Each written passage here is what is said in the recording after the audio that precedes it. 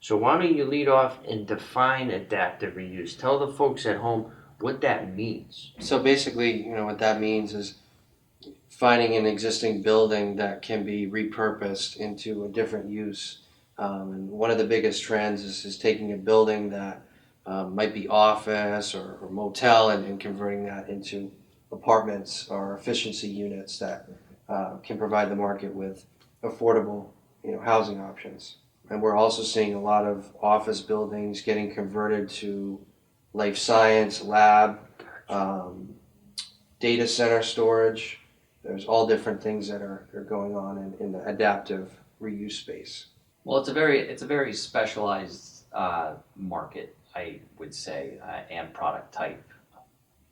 Most guys, when they think of like commercial, they don't usually think about apartment buildings or residential over 6 units. Right. But that's where the game really does change, and in selling a product like that, it changes as well. You're not looking for your typical owner user that's going to,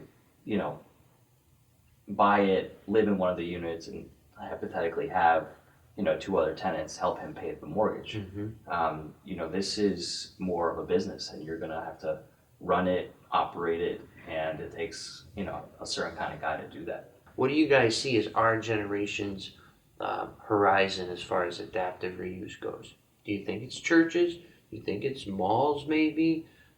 Libraries? What do you think? I think any buildings or structures in specific locations that can be bought at a certain price per square foot, where like in your circumstance, the acquisition cost of the building, the way it sits, the location, the land included, plus the construction costs of creating those 33 units, all of that math needs to make sense for the investor.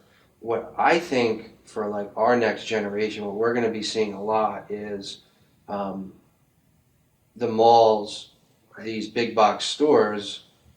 There's so much land there, and a lot of these municipalities, I think, are going to have to adapt and allow apartments to be built on these lots, where you might see apartments up top and then retail on the bottom. My least favorite part of the job is dealing with the fire department for fire certificates, because a lot of building owners, They don't keep up. They don't keep up with the code standards. So your building might be up to code and okay, you're owning it, but once you go to sell it in Massachusetts, for example, you have to bring it all the way up to code.